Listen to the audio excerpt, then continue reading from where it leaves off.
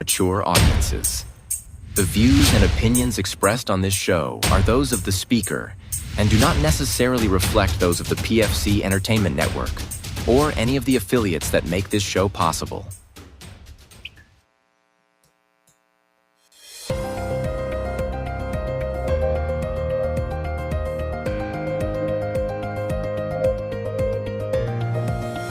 This is the Pure Fury Creations Entertainment Network. From the gridiron to the ball diamonds, from the hardwood to the ice rinks, from the fairways to the octagon and everywhere in between.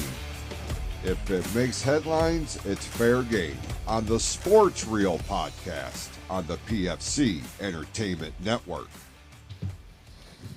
And we do welcome you to the Sports Reel podcast live on the PFC Entertainment Network along with Tim Sheridan and Eric Mendal. I am Jason Clouse. We certainly appreciate you tuning in here tonight. It is Tuesday, so you know this is where you need to be for the next couple of hours or so. We have a lot to talk about in the world of sports this week, from the Detroit Lions and a very impressive showing on Monday Night Football. The stage for the World Series is set. The Detroit Red Wings are on fire. It's rivalry week here in the Great Lakes State. All that and more. But before we get into all that, gentlemen, good to see you in your respective studio in the fine town of lovely Lapeer. How's things in your neck of the woods? It's rainy. That it is. Cold. Through a fucking monsoon, I don't mind telling you. and leafy. There's leaves everywhere. Which, by the way, I spent like the whole day the other day cleaning out my garage. And I had the door open today, and leaves were just like blowing into my garage, and I was getting pissed. So I was like, had my blower, and I'm fighting them back out, and I'm like, it was just a nonstop battle. I fucking hate leaves, but the trees just don't dry. I wish I could just shake my fucking tree and just have them all fall at once, and then I can clean them all up and not have to worry about leaves anymore. No, it's like I do a little bit, then they're back. It's like they don't stop. It's called fall for a reason, Tim. It's fall. It's like fall for a couple of months. So fuck. Like, just saying. Usually it's I don't care as much. A reason. But I mean, you walked by through the garage. Like, I fucking really cleaned out the garage. You did a good job. I fucking rearranged shit. Like, I walked in there. I'm like, wow, this looks different. There's a lot done today. Yeah. Well, that wasn't today. That was a couple days ago. This weekend, then. So that's part of your weekend. So you can continue with your weekend. Yeah. Anyway, so yeah. My weekend, I was pretty much sick all weekend. Me and Chase both, just fighting it off. I actually feel decent today. Still pretty stuffed up and congested, but fighting it off with a little bit of medicine. You know, like the shit you buy over the counter and you take, and it apparently clears you up. NyQuil. It's DayQuil. I took some DayQuil. I'll take some NyQuil later. We'll see how the NyQuil mixes with all the alcohol. Probably pretty good. Yeah. Other than that, like, besides being sick, all that I did this weekend was clean out my fucking garage and watch a lot of football. Like, that's about it. But I'm proud of the garage. I really am. Like, the garage is spectacular. So the door's open right now. Leaves are blowing in. I'm gonna go up and freak out after this. There is a sense of accomplishment as a man. It is a feeling you cannot put into exact words, but there is such a sense of accomplishment when you tackle something like your garage, and by the time you're done with it, you're actually happy with the end result, because nobody knows what all goes in. You know, it's a mental thing as much as a physical thing when you're doing something like that. So I can appreciate. I don't have a garage here, but I used to at one time. So I can understand and appreciate that sense of accomplishment. I'm sorry you were feeling sick. Do you deal with the allergies and shit like that? I do, but this is more of like I think, I don't know, like a cold. I don't know. It's fucking. I was all congested. Chase has been off school the last 2 days because he was all congested. He was running a fever the other day. I never got the fever end of it. I've just gotten the congestion end. So, but yeah, usually allergies do fuck me up through the fall and the spring. Like my nose is running every morning when I wake up, and I think I'm slightly allergic to our cats. And my wife has the thing with cats now, so we have like 30 of them in the house. Really not 30. We have two. We're not we're not crazy cat people. I did not see the 28 other cats running around today, but I was like, okay. We have two, but like the one, Matza likes to sleep with us, and every time she sleeps with us, I wake up in the morning, I can't fucking breathe. So I think I have a slight allergy to the cats, but I won't give them up. I love that fucking cat. She's the best. Yeah, I kick my cat out at night because she'll literally rub her face on my face when I'm sleeping. I can't do it. I'm just like, nope, love you to death. You're out, but pretty good weekend, not too much. Just worked in the, wood shop and watched some football and helped a buddy finish up his backsplash and all that, and drank a lot of beer. Had pretty good weekend. Goes by too quick. I'm getting sick of that. I'll say that. That's for sure. We need to jump on the UK where they, 32-hour work weeks and 3-day weekends. We need to get to that point. I'm sick of this 5 to 2. Yeah, I would fucking love that. But, on my hand, I didn't have my daughter this weekend, but she went up to Great Wolf Lodge. I got a lot of pictures, videos. She had a great time. That made me happy. So that's all, at the end of the day, that's all that matters. Oh, she's been doubling up on the. Oh, yeah. Yeah. So I took her, and then mom planned a trip with all the kids. And I'm like, okay, I get it. Just got to try to one up me after mine. But I'm like, I did it first. So it's all that matters. No, it don't matter. She had a good time, Now you got to take her to Kalahari. No, she's going to be a thrill seeker. And I'm just like, I don't like roller coasters, but I'm going to have to get over that fear eventually. Well, Kalahari is just a huge outdoor water park. Take her there next summer. Ohio? Yeah, it's Ohio. It's in Sandusky, so it's down the road pretty much from Cedar Point. But it's once you're there, you don't leave. I'm sure Jason knows. He's been there. My girl and her boys there last winter for our Christmas break, and the kids still talk about it, and it is a very cool place. And to what you were saying, I was actually looking at Great Wolf Lodge for this year because I have the month of January off from work. They're extending our holiday break, I guess, to do some retooling and other shit within the plant. So I've got the whole month of January at my disposal. That's not a bad thing. That is nice. That's 31 days too. So that's a nice break. Yeah, it winds up just under a month. Okay, so yeah, still though 3 weeks off though. Yeah, I'm not mad, and that's not counting the last week of December. So it winds up being like 4 weeks off, and and that's all paid, right? Part of it is. The other part will come in through unemployment and then pay through the union. So better, but it's still something coming in your pocket, so that's all that matters. Yeah, for sure. So that can't get here fast enough. I don't blame you. I don't blame you at all.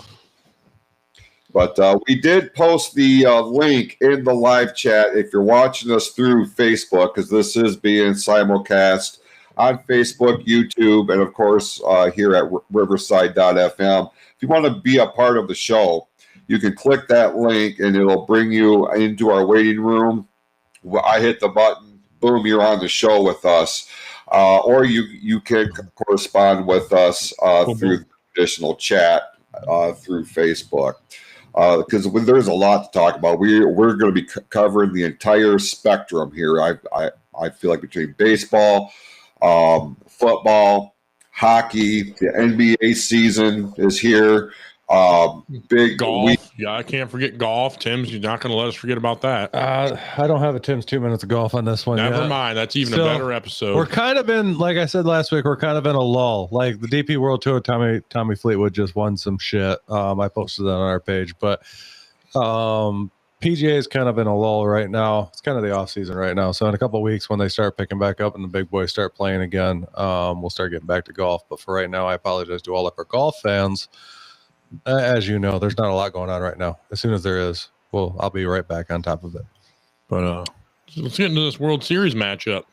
Well, let's take a look at that because if you can imagine, I do have a graphic on hand because unless you're living under a rock, this is the World Series. The Los Angeles Dodgers will be taking on the Toronto Blue Jays. I hate saying it like this, but the defending champion Dodgers kind of had an easier path to the Fall Classic, whereas Toronto and the Seattle Mariners had to go all 7 games. This was a very exciting series, but as fate would have it, look, Tim, the Pope failed us, brother. No, he hasn't failed us yet. I just said they're not going to win the World Series. So he has not failed us yet. And honestly, I got to give credit to the Blue Jays because they were down in that series 0-2 and then came back and won the next 4 straight to win this thing. And I was actually watching Game 7. Yeah, I was watching Game 7 and I saw the 3-run home run and I was like, fuck this, and then switched back over to the Seattle game. I'm like, fuck Toronto. Damn it. I will say, after finding out after they were eliminated that the Mariners never made it to the World Series, I wish they would have made it. I will say that. I know Toronto's been there. I think they've won a couple, haven't they? They won back-to-back in 92 and 93. So, yeah. So, if now knowing that, I wish the Mariners would have made it. You know, first time ever, you know, franchise history. That would have been better to see. And they were playing really good. Yeah. They really were. So Game 1 of the World Series will be on Friday. Game in Toronto. Game 2 in Toronto on Saturday. They have a travel game or travel day, I should say. And then they will be in Los Angeles on Monday and Tuesday for games 3 and 4 and 5 if necessary before it goes back to the Rogers Center in Toronto for games 6 and 7 if those games are necessary. On paper, though, this should be a exciting World Series. I'm not expecting a blowout. I'm not expecting a sweep here. Although I will say, we talked a little bit before we came on the air here. From my estimation, the Dodgers are the odds-on favorite for one reason specifically, and that is Shohei Ohtani. That dude put on a clinic on both sides of the field during the AL or the NLCS against the Milwaukee Brewers. This dude is a once-in-a-lifetime phenom. And it pains me to say that. I don't mind telling you. And it's not because he's from Japan or anything like that. It's just I don't know what it is about this dude. It's too good to be true in my estimation. And I keep waiting for the other shoe to drop with this guy because he's doing everything perfectly. And generally, when we see shit like this, there's going to be some sort of scandal, some sort of controversy. And we've already seen a little bit with that with his handlers and his translators a year or two ago. But as far as him personally, man, this dude is on fire. It doesn't matter if he's at the plate or on the pitcher's mound. He is the consummate baseball player. Tim, would you agree with that? I would totally agree. He kind of breaks that stereotype in the National League where usually the pitchers are there just kind of fill a spot because obviously they have to bat. But most of them don't do very well batting. You know what I mean? I remember when we were playing in some of these series and Verlander would have to go up to bat, and it's like he got excited if he ever got a hit. I don't even think he ever got a hit, did he? I think he maybe got one. Yeah, one hit. You know what I mean? It's uncommon for a pitcher to be able to step up there and not only hit bombs, but hit 3 of them in one game and throw like 6 shutout fucking innings in the same game. Like Shohei's a different talent altogether. And before the podcast started, we were talking. I wanted to bring up a question because I'm a little like I understand in the National League, you know, the pitchers do bat. They're the 9th man. There's not, you know, they have to bat. How does that? Because I can't remember it off the top of my head. I cannot remember. Does that translate to the World Series when they're playing on their home fields? Mm-hmm. Yes. And then not when they're playing on the other side. On the other side. American League Park. Yes. Okay. So that was my question. It's like I didn't know if it swapped back and forth, because then you would have to play.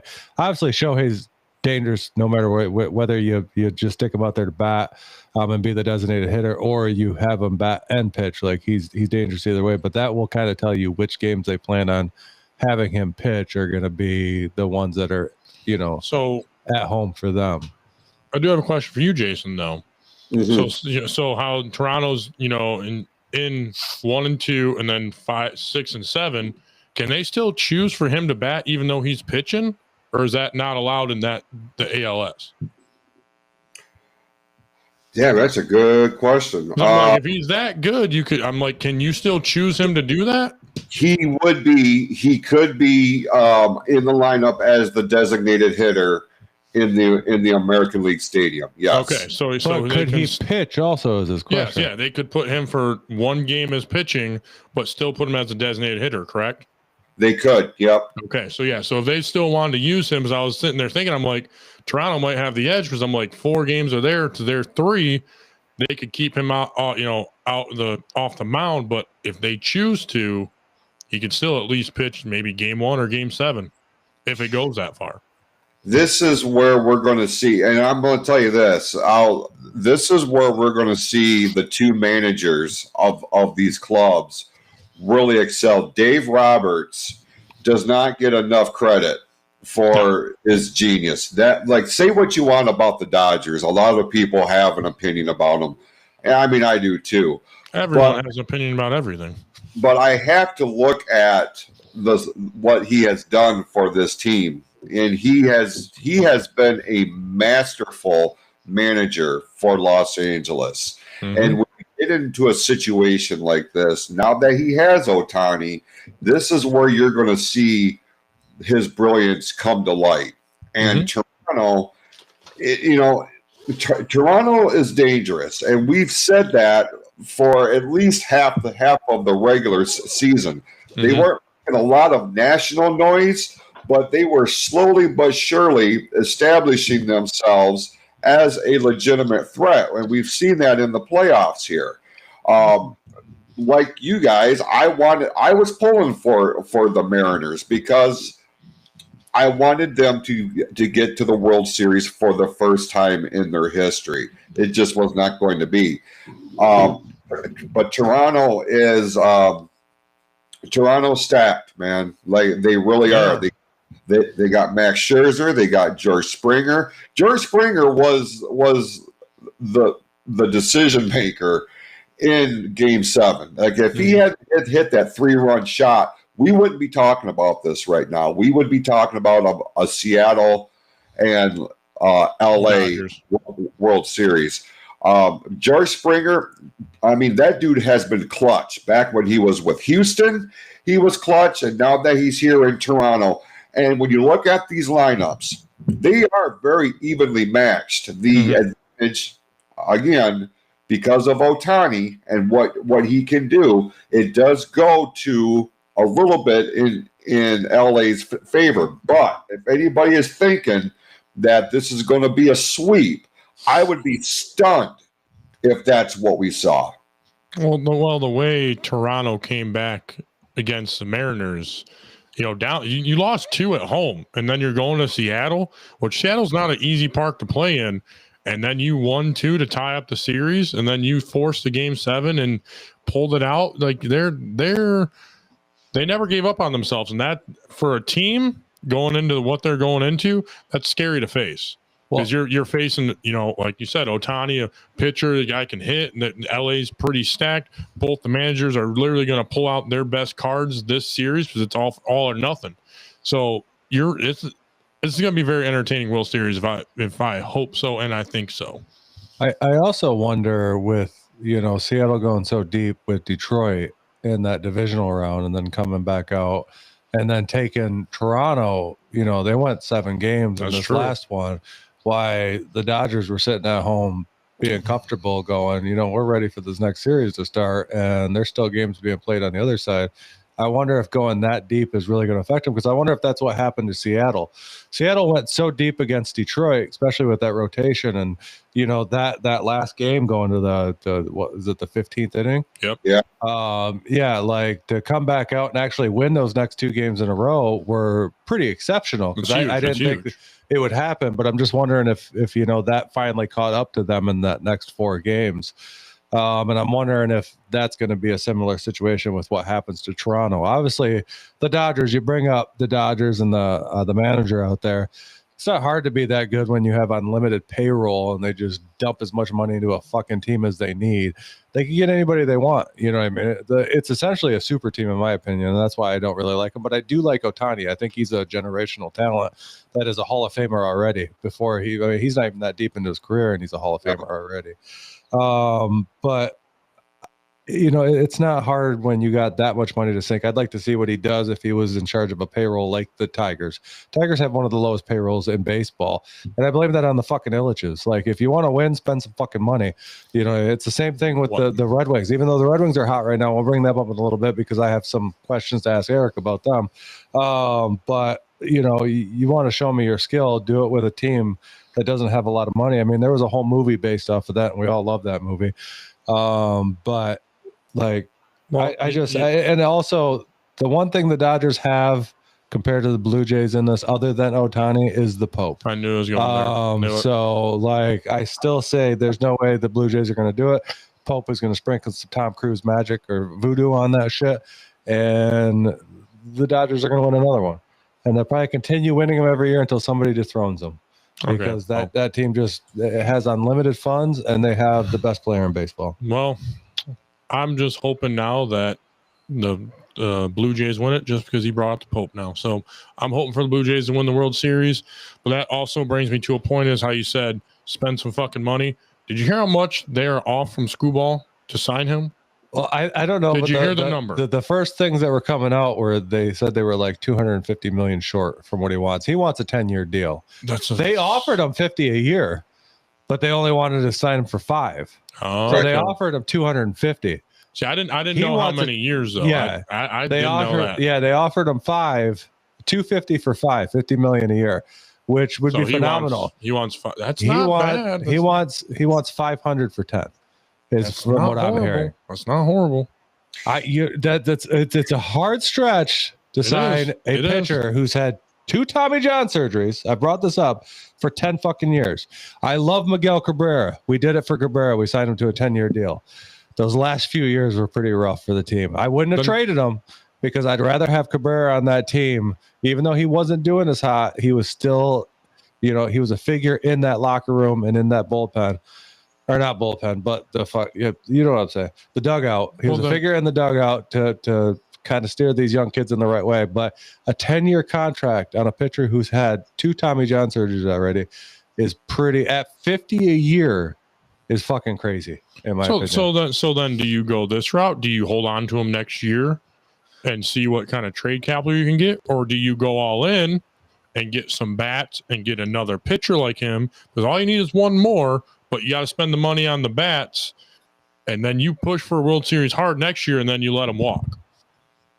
If you're trying to push for a World Series next year, you know where you struggled last year, and that was with the bats.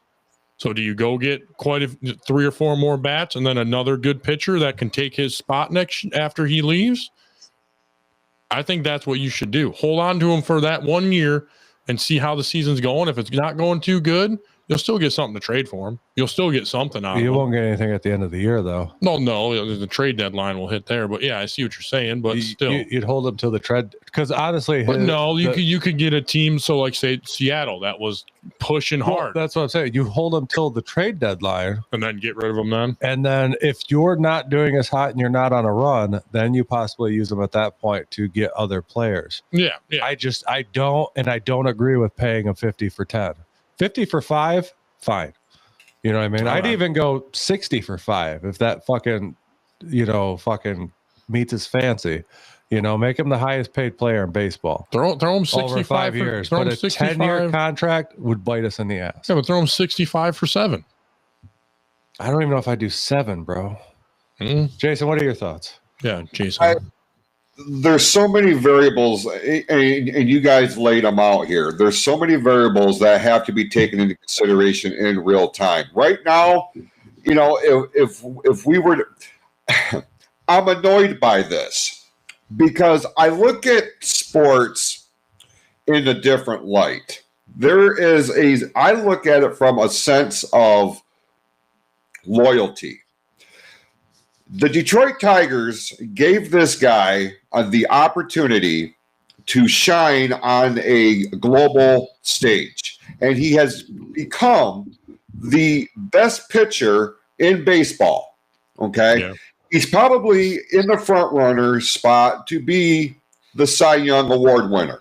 And if he doesn't, and I've said this, we said this last week, I think, this week or the week before, if he doesn't win, it's because he is a Tiger, straight up, because there is a prejudice against all Detroit teams, it seems like. But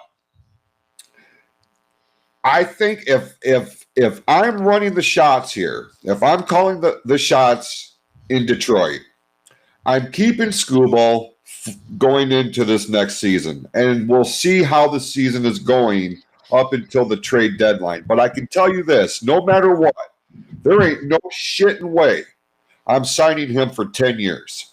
I can promise you that.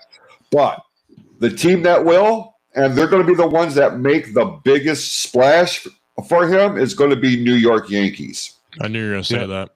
And it would not surprise me in this offseason if the Yankees come to Detroit with a trade offer or something, that the Illiches, who are, dare I say, fucking morons at this, they really need to get somebody else running the show here. But they're going to make them an offer that the Illiches are going to feel like that you can't pass up. And we're not going to see Skubal in a Tigers uniform coming into the next season. I would be stunned if we did, because New York has too much money, just like LA. Yeah. And they want to buy their next title. That's what they do. That's why I can't stand this fucking team, because they have the resources to form these super teams. And Skubal is on their radar. You know that he is. Well, and LA's too. If LA wins this year, I bet you they'll go after him to get him again to do a three-peat. Absolutely. It'll be LA and New York going for him, and then we'll be probably the fourth runner-up. There'll be another team that'll throw a good amount of money at him. He's going to take the highest offer just because every athlete nowadays learns sports isn't forever. Well, and I understand that. Like, we brought up 2 Tommy John surgeries already. If you get a 10-year offer at $50 a year, you're going to take it no matter where you are, and I don't blame them. No, I don't either. And so, in my opinion, for my heart saying I want to keep Skubal, I want to, but for the franchise and for what we're trying to do, our best interest is trade him. I'm taking all feelings out of it. You gotta do what's right for the franchise. You gotta trade him. No, if you can get some bats and some players that can help us, you gotta do what you gotta do. Yeah, this is what we talked about last week on the program. We need, number one, we need a veteran, a team veteran that's going to come in and get these younger players on one page and make them understand what the show is all about. Because I felt like that's why we saw the collapse that we did in the latter part of the regular season, just barely scraping enough to get into the postseason. Because there's a lot of talent on this team, but they're so damn young and inexperienced, and they let their emotions run wild. They don't know how to harness that energy. Now, Javi Baez, he is one example of what can be done. But we need somebody other than Baez. We need another veteran in here. We need some more bats in the lineup. But if you want to go all in, then absolutely trade Skubal now. Get as much for him as you possibly can, especially if he wins the Cy Young Award this year, which he should. He should win that. For his last showing, that 13 strikeouts, 6 innings, he pitched a hell of a game, and he proved why he wants the money he wants. Right. But like what Tim was saying, I can't justify signing him for 10 years. No, that's like, yeah. That arm is not going to make it 10 years. Not the way he's throwing now. 100 miles an hour in the 6th inning after 85 pitches. Yeah, no. We'd be lucky if we get 4 good years out of him at the rate that he's going now. Well, yeah, before he ends up. I mean, do I think he'll last 10 years in the league? Sure. But how many of those, in between those 10 years is he going to spend injured with another Tommy John surgery? I mean, you look at Verlander since he's left. Verlander's still in the league, but so is Scherzer. Both those guys are old and they're still pitching great. They've both. I mean, Verlander has had some injury issues in those years since he's left here. You know what I mean? And he's not quite pitching as good as he used to. Actually, he pitched all right this year, but he played for a shit team this year. So we could have probably got him at the trade deadline and brought him back here to finish out his career in Detroit.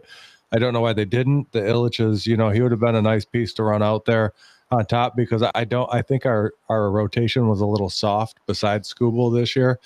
So it would have been nice to have another veteran in that rotation to kind of help you get through these series in the playoffs. But I mean, Scott had brought up in the things, he said 3 or 4 bats, you'd be lucky if Illich pays for 1 bat. And the problem is Illich, I mean, like I made a comment on there. I'd be surprised if he coughed up the money for a bat boy. They just don't want to cough up any money. Unfortunately, which is the thing. And I made another comment there. I wish the old man was still around, because the old man didn't have any issues with spending money. If it was going to bring a championship, he'd spend the money. I mean, look at how much success the old man had with both teams, him and the Red Wings, over the years, because he was willing to spend the money to make it happen. Hockey's a little bit different. They have salary caps and shit. You can only spend so much on so much talent. But baseball is an open-ended market. You know what I mean? If you got the money, spend it. If you want to fucking win, you need to spend it. Which I find is ridiculous. They need to put a cap on that. You really do. Well, they do, because it's the same thing with basketball. You create super teams. You know what I mean? It's the Dodgers. It's the fucking Yankees. It's the Red Sox. The Lakers. It's fucking... it's super teams. It's fucking bullshit. I'm sick of seeing, basketball is starting to like turn around a little bit. Some of these smaller teams are starting to get a chance. I think if you look at the stats, basketball hasn't had the same champion like back to back in quite a few fucking years. It's been a new crop of champions out there. So the money's getting spread around a little bit and the talent's getting spread around. But baseball, you have to spend money if you want to do anything. I mean, analytics will carry you so long, and we saw how far we could go. I mean, I brought that up earlier. The movie Moneyball. The idea behind it is great, but how many championships did the Athletics win? Zero. Using that thing. It'll only take you so far. It can make you successful, and that's kind of on the path that we're on right now. Do we have any, besides Skubal, have any superstars on this fucking team? Superstars? No, exactly. It's only going to carry you so far. You have to cough up a little bit of money. Now, do you need to spend the money that the Dodgers spend or the Yankees spend? Probably not. But if you had a couple, good, I'm not even saying superstar pieces, but you had a couple just decent pieces that could help elevate this team, you'd be all right. Maybe one step below superstar. I remember watching the Tigers when the old man was running it, and we were bringing in Prince Fielder. We had fucking Cabrera. I mean, the team was fucking stacked. Did it bring us a championship? No. You know what I mean? We didn't get a championship then either. So sometimes it's the right place at the right time, but you do need to spend some fucking money to make it happen. The Illiches need to come off some of that fucking pizza money is what they need to do. Right. It's not like they're hurting. It's not like they're hurting, because they're making bank on shit pizza. If I can be on, the quality of that, I mean, that's a whole nother sidebar. We're not going to get into that. All we're saying is they're not hurting for money. And you've got 2 franchises here in 2 different sports that you're responsible for, and that you own, and that you're funding and shit. But you've got the revenue coming in. Get off some of that. I mean, even Jerry Jones. I mean, as critical as we've been about Jerry Jones, he spends the money. he's not afraid to spend money in an effort to make his football team among the elite in the National Football League. And that motherfucker, you got to believe he's got every red cent counted. Like, he knows what's coming in and what's going out. He ain't afraid. He wants to win. He knows. He's also built that franchise up to one of the most valuable franchises in sports today. So, like, as much as we hate him, he is a smart motherfucker with his money and how he spends it and what he does to build those teams up. Absolutely. And that's what I took away from that America's Team docuseries that we talked about a few weeks back. I don't like the Dallas Cowboys, but I have a better respect and understanding as to why I don't like them. And it comes from a place of respect, you know what I mean? Yeah. But he is a prime example of what can be done. But the thing is, sorry for getting in your way. Sorry for interrupting you, but the thing is, he will spend the money, but he's getting to the point he's getting his own way. He's not drafting right. He needs to take a step back and be an owner and be like, hey, you get me the players and I got the wallet. Let's make it happen. Right. That's what he needs to do. If he wants to bring another championship to Dallas before he passes away, that's what he needs to do. He's not going to be able to do it like he did in the 90s. He was, he was witty. He built a fucking great team, and I get hats off to that, because winning a couple, 4 championships in the 90s, something like that, I think. Hats off to you. Three or four. You still won 3 or 4 in a decade.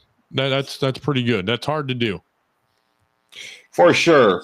So yeah, the Tigers are in a unique spot right now going into this offseason. They have a lot of decisions that they need to make, but they need to bring in people who understand baseball from the inside out.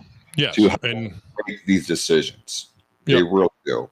And like I said, your best interest for the franchise, if you want to bring a World Series there, you get what you can for Screwball. I want to see him stay, but you gotta let him walk. Yeah. You gotta, hey, thank you for your time here, but it's time, look at, Stafford. Look at Stafford. We had Stafford for 12 years, and God, do I miss him? Yes, because those were the golden years of me watching the Lions, but he wanted a ring and he went and got it, and, we're doing just fine with Jared Goff. That was going to be my question as we kind of make a segue here into the football. I mean, we could talk about the Red Wings that's first. Next. Yep, I was going to say that's after my thing. But real quick, though, now that we've seen the success that Jared Goff is having with the Lions, are you starting to get that same type of fandom feeling that you had when Stafford was here? I'd say no.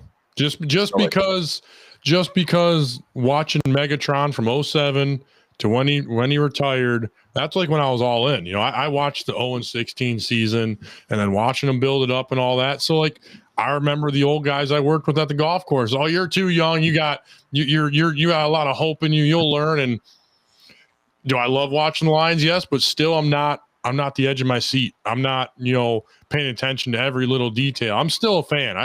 I pay attention in the offseason to what they're doing.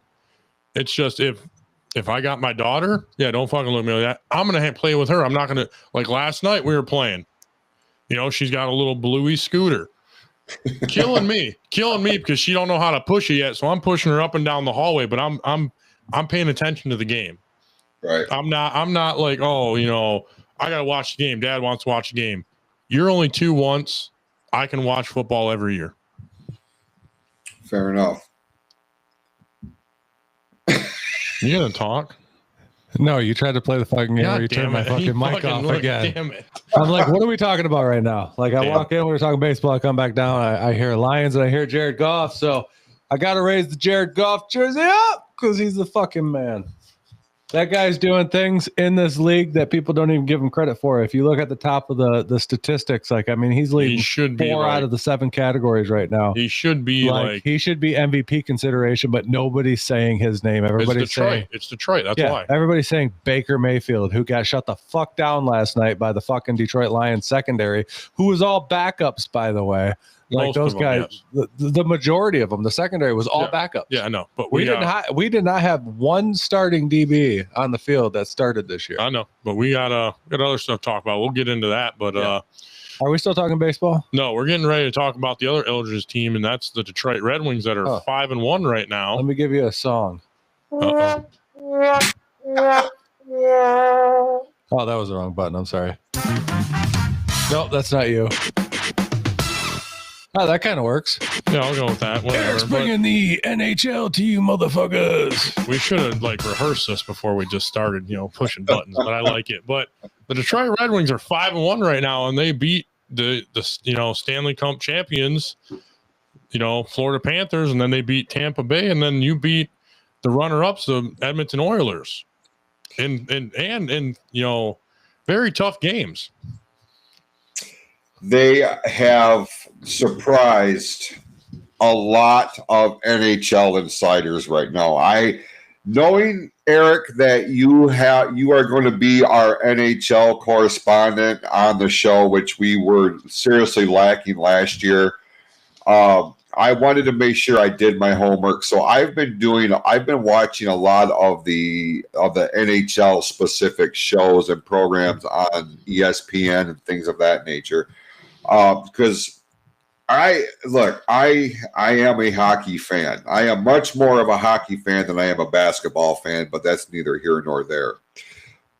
What the Detroit Red Wings are doing right now, in my view, because of the caliber of opponents that they have played and defeated in the last week, they are showing early signs of a team of yesteryear that made this franchise among the most respected and feared teams, at least in the Eastern Conference, if not the entire NHL. Mm-hmm. They are currently tied with Montreal as the number one team in the Atlantic Division. Now, for the league-wise, they're sitting at the number 3 spot in all of NHL, tied with the Winnipeg Jets. Oh, I'm sorry. Tied with the Jets, the Hurricanes, and the Montreal. Mm-hmm. They are, right now, the biggest surprise in the NHL because people didn't know what to expect with this team coming. We're very early into this thing. But the unity that I have seen, the fire that they're playing with, I'm like, oh, damn. Somebody lit a fire under their ass. And they are trying to really reestablish themselves as one of the elite teams in the NHL. And that's been on full display this last week. Well, if you think about it, the last year they made the playoffs was 2016. That's the last time we were an elite team. That's almost 10 years. That's a big hockey drought in Hockey Town. We got Hockey Town for a reason. And for us not to make the playoffs or do anything in that time, the Detroit fan base is ready. They're ready for their, I don't want to say it just because we've had championships in basketball and baseball, but we're ready for our hometown team that we all grew up watching, that we knew we could, depend on to be back in it, to get back to being irrelevant and making a push for, I think, one of the hardest trophy to win in sports. I think it really is. They're 6 games in, they're 5-1. You have 88 games a year. You just keep it going, keep the pace moving the way it's going. Eisman might need to do something before the trade deadline. He's cooking something up, and I'm hoping it stays this way. But the NHL is not easy to play in, and who they've beaten in the last week, it shows you a lot that they are ready to get back to where they belong. So let me ask you this. After watching what happened to the Tigers this year, where we started out super fucking hot, it looked like everybody was going, they're going to win the World Series, no problem. With a hot start like this with the Red Wings, are we a little standoffish? Watching the Tigers go through what they went through, and then all of a sudden, that all-star break hit, and then they kind of just shit the bed for the rest of the season and kind of skated through. I mean, we're happy with the way the season turned out. They went deeper this year than they did last year, but to go off of the first 6 games of the season and we're 5-1 or whatever, are we still a little standoffish in our hopes? Eric, I'll let you answer first. I'd say yes and no. Yes, because hockey's a more physical game and all that, and injuries can happen. Like Patrick Kane did not play the last game against the Oilers. We still managed to win, and he's a veteran player there that is very good in teaching these young guys something. I think that's what's really helping us. But if you get a hot start in the NHL, because how the point system works, you can manage to lose a couple and still be okay, but it's still a very physical game. So that you got to take it day by day. Tigers played double headers this year and played games back to back. The Red Wings haven't played since Sunday. They play tomorrow. So they've had a 2-day break right now, and they're going to probably practice tomorrow morning, get ready for the game. So you get a little bit of a longer break, but it's more of a physical game. So I don't say I'm hesitant. I don't think, I'm not going to say they're going to win the Stanley Cup because everyone is saying the Tigers, but just make it to the playoffs. Get to that step first.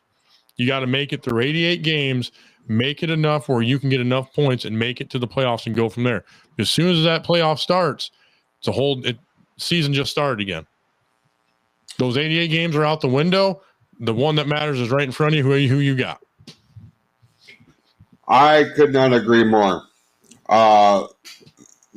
Professional hockey, and I share the sentiment that the Stanley Cup is the hardest world championship to win in all of sports. I actually found myself getting into an argument with a gentleman at work, and he was telling me that the NBA championship was tougher to win than the Stanley Cup. And I'm like, I don't even know how much time I want to invest in this conversation because you are fundamentally fucking wrong. Just from a physical standpoint. Yeah, that's like the easiest one to win. I'm not taking anything away from basketball and the toll that it does take on basketball players. I'm not disparaging that at all.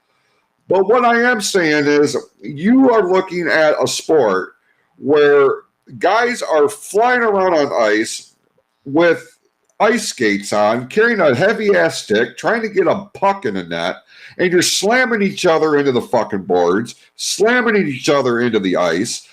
Don't tell me for 1 second that basketball, the NBA title, is harder to win than the NHL title. You're not going to win this argument. Well, okay? The average speed getting hit in the NHL is like 21, 22 miles per hour. Like you're in a fucking car accident. Pretty much. Yeah, that's how fast, side note, how fast Jahmyr Gibbs was running last night on his long touchdown run. That's on feet, but skates is you're not, and your head's not even, your head's got to be on a swivel. It is so fast, and fundamentally, it's ridiculous. The hand-eye coordination those gentlemen have. So, in a second, I have an argument to your point, but I'll let you finish because I have, something to say because you think hockey's the hardest championship to win, and I have an argument to that. But continue, okay. Jason. I'll just say this: as far as what we're expecting with the Red Wings this season, I am cautiously optimistic about what this season is going to look like.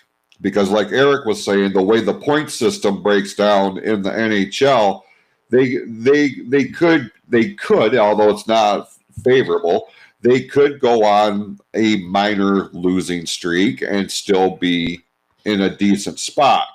Yeah, because if you send it to overtime, you still get a point.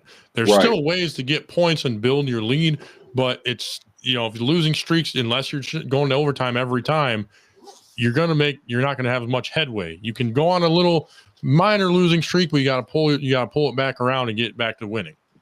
Right. I do have to say that whole point system ruined the NHL for me. It's just I don't even understand it. It's stupid. Just go by wins and losses. What the fuck is wrong with people? It's just how the NHL works. Just how it works. It's stupid. But I wonder, real quick, while we're at that, you brought up the NHL as being the hardest championship to win, which I can understand. It's a super physical game. It's one of the most physical out there. Yeah, it's 100%. And you got knives on your feet. You're flying around. This is kind of a sidebar. I mean, I could go the funny thing and say the curling is the hardest championship to win. I'm not going that way. I'm actually going to say, and I'd like to hear you guys' arguments on this, but I think the Super Bowl is the hardest one to win. And the reason for this is you only get one shot, one opportunity to win it. At least in the NHL, MLB, and the NBA, it's a series. So if you have a bad game, you can put it behind you and come back out and win the next one. In the NFL, you get one shot, one opportunity. You cannot have a bad game. There is no tomorrow. You have to win now or go the fuck home. So to me, that's fair. And it's arguable. I mean, you can argue the fact that NFL is just as physical as fucking the NHL is. I mean, like you brought up Jahmyr Gibbs, 22.5 miles an hour last year. And that's not even last night.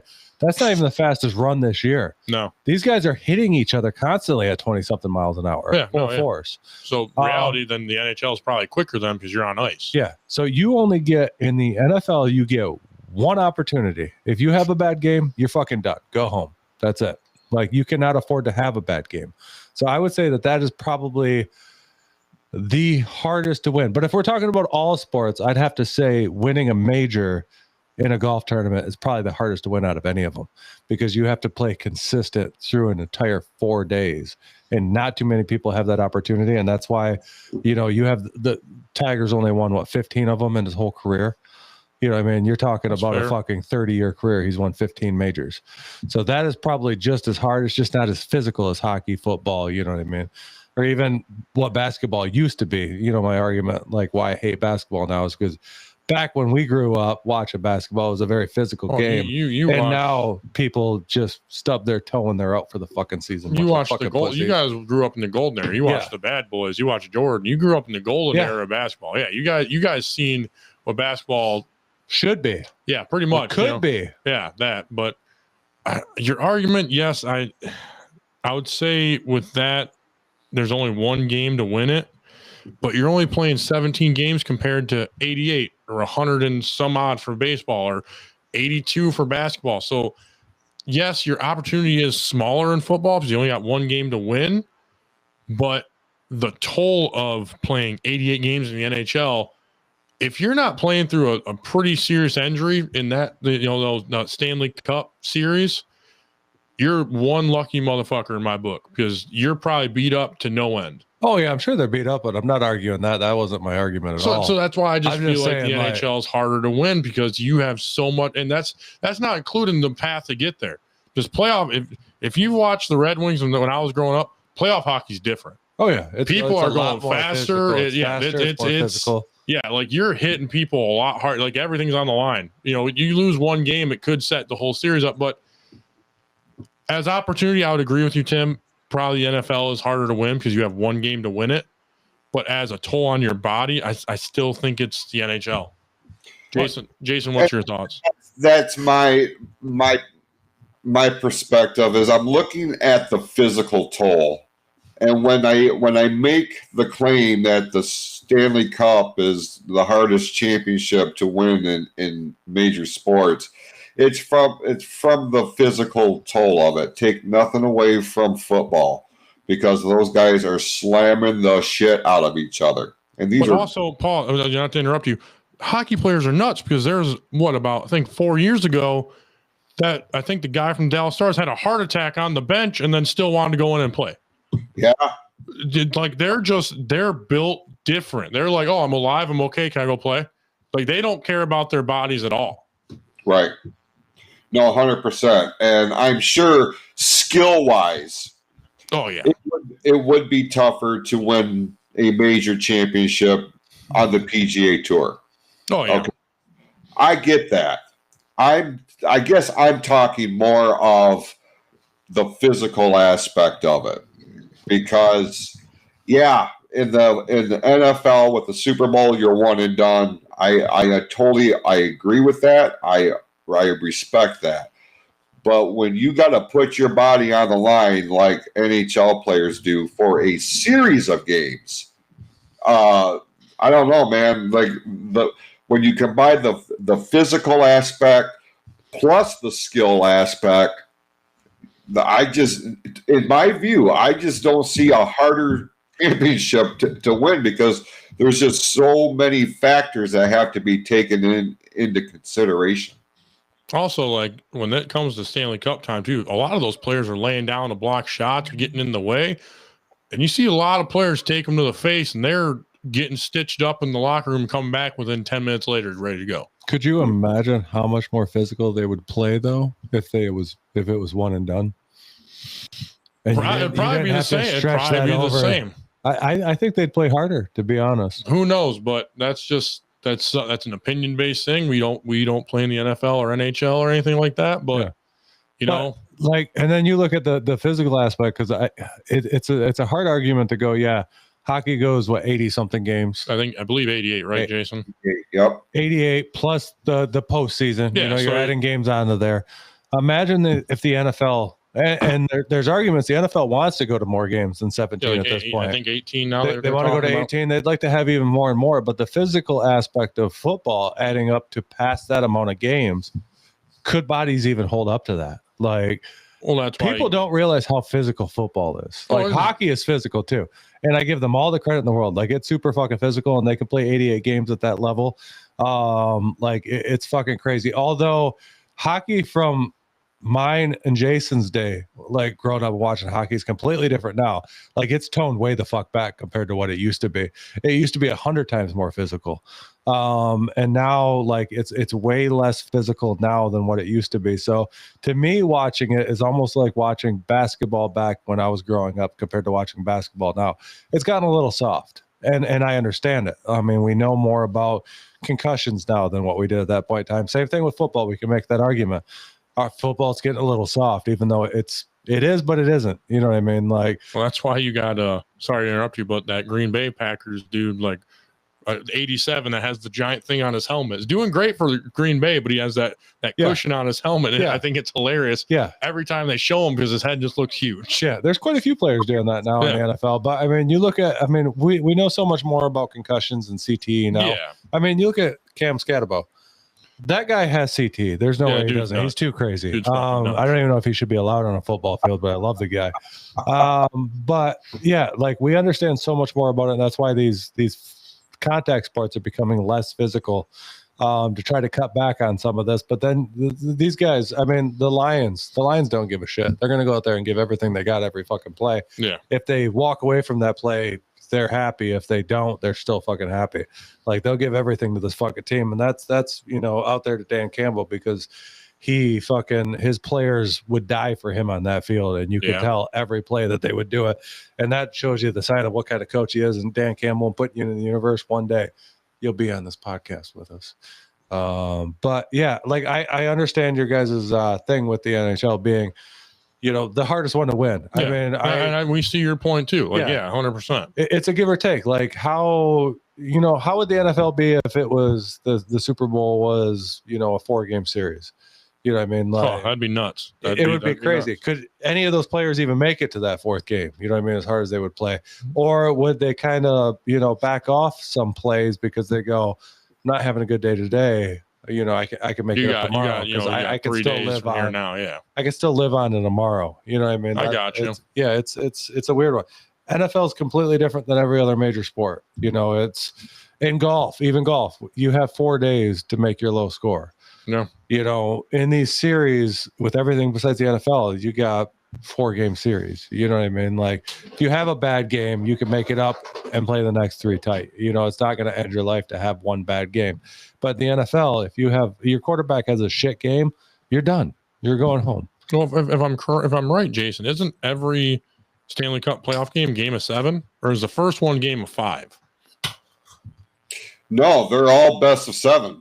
Yeah, so they're you're at. So if you make the wild card, then divisional, and then the conference, and then the Stanley Cup, you could be playing another season in the NHL. Yeah, and that brings up a point. Does that make it harder or easier? I mean, arguably, you could say that makes it harder being at that. And I'll double down. Like I'll go against my point that I made as the NFL is the fact that you have to win 4 to move on, compared to the NFL where you only have to win 1 to move on. I mean, it's either up or down. Either you win or lose in the NFL. You're either moving on or going home. But in the NHL, you have to put together 4 performances to move on. So I understand your guys' point too. I understand my point. It's a conundrum that I don't get. Like, which is harder? I don't know. I'll just revert back to curling. Getting the gold medal in curling. That's probably the hardest one. Because that's a team effort. You got to have your little dudes rolling the rock, and then you got to have the sweepers. If your sweepers ain't on that day, you're not winning the gold medal. Right. And if you're not voicing that shit, like you're just screaming it. Like, I don't even know what they're screaming. Half the time it's in another language. I don't know. Like that's a hard one too. And ping pong, table tennis, that's a hard one too. Bowling is it's up or down. Yeah. It's really up or down because bowling it's hard, but it's not that hard. You know what I mean? Like, it's like if you can figure out the oil pattern, like, because I bowled on leagues for years.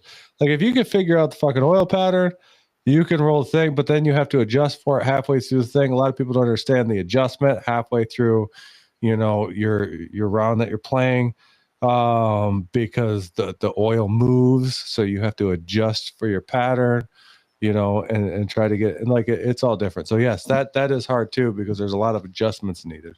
But let's quick look at the week ahead for the Red Wings, and then we'll make the transition to what was week 7 in the National Football League. This Wednesday, tomorrow, as we're recording this, the Red Wings will be in Buffalo to play the Sabres. And then Thursday, they will be at Madison Square Garden to play the New York Islanders. They've got Friday off for travel day. Then they will be back home on Saturday against the St. Louis Blues. And then no games on Sunday or Monday. Let me see if they got something going. Yep, Tuesday. They will be in St. Louis to play the Blues. So a couple of big games with the Blues, who have always showed up to play against the Red Wings. Not a major rivalry within the NHL, but there's they're there. They're a thorn in our ass. Yeah. So next Tuesday we'll definitely keep you updated on how they are doing. Well, because they usually start at 7. So they're actually going to be 8:15. Okay, so never mind then. Which brings up a point, because I know there's a lot of like hockey's coming on and basketball's coming on, so I've been thinking about getting another 32-inch TV to mount over there. That'd be pretty so good. We can have games going on at the same time while we're doing the podcast. So do we jump into week 7, or do we talk about this, go blue and crappy green rivalry we got going on? I mean, if you got to bring up your how many days that green is Michigan State. It's rivalry week in the state of Michigan. How many days? I'm worried about the Saturday. How many days before I know Michigan the guy finally loses to State? Let's talk about week 7. Let's talk about week 7. This fucking guy. Let's talk about week 7. I almost wore my Michigan State shit today. I'm surprised you didn't. I really, when you brought up rivalry week at the beginning, I was like, I'm surprised you did. He had to rock the Lions because we had a big win last night. We did.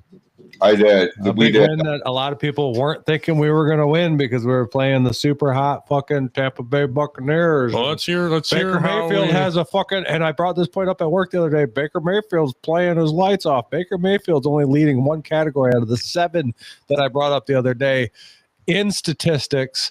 And Jared Goff was leading 4 out of those. And Jared Goff's not even in the consideration for MVP right now. But Baker Mayfield is there. And the only thing he's leading is I think it was touchdowns or something. Probably. Everything else he was behind on. He usually throws a lot of touchdowns. But let's hear how bad Eric did this week, because I know I got a couple losses I shouldn't have picked. But let's hear it. You actually did respectably well, Eric. I had a shit week. Tim, fucking damn it. Tim went 13-2. Motherfucker! Yeah. Jesus. My life is the NFL. What team did he pick wrong? Pittsburgh and Atlanta. Because Pittsburgh lost, didn't they? They did. I'll go over that game here in a minute. Yeah, that was the Icy Hot Bowl. Yeah, because I picked the Bengals, didn't I? No, you picked Pittsburgh too. Oh yeah, because I liked Aaron Rodgers there. But yeah, okay. So Pittsburgh, then what other one? Atlanta. Yeah, those were 2 upset games. So, but okay, let's. Damn, God damn you, Tim. Eric, you went 9-6. Okay, that's not horrible. I'm consistent. And I went 8-7. So I only got 1 on you. Right, but it narrowed the gap between me and you. So for the season, Tim is at 71-37. Jesus. I am at 62-45. Okay. And you are at 60-47. Okay, so me and you are pretty close, but we got to beat this motherfucker to the right of me. I'm just telling you, my life is the NFL. That's all that I do is watch. Clean up NFL. your Leafs every more often, so you don't got to whine about them. I'm still gonna watch nothing but NFL. Like you got your hockey, Jason's got his baseball. I got my football and my golf. And when football's not on, it's all golf for me. Well, let's hear your stats. I want to hear what games you recorded down, sir. All right, let's get into the what week was that? Was that week 6? 7? Week 7. Week 7 of the NFL. The first game we'll cover, we just talked about a minute ago, was the Icy Hot Bowl, as they were calling it. It was the Bengals with Joe Flacco versus the Steelers with Aaron Rodgers. Which was a very good game, though. It was a very good, entertaining game. It was a good game. Both these guys did great. Flacco, 342 passing yards, 3 touchdowns. Brown, 108 yards rushing. Jamar Chase, 108 rushing? 108 rushing. Wow, he's been struggling. Like, he's only been getting like 30-some-odd yards a game. Yeah. Chase, 161 yards receiving, 1 touchdown. Makes sense. Rodgers on his end, I mean, he did phenomenal. 249 yards passing, 4 touchdowns. Warren, 127 yards rushing, and Freiermuth, 111 yards receiving, 2 touchdowns. This one was a shootout for the Icy Hot Bowl.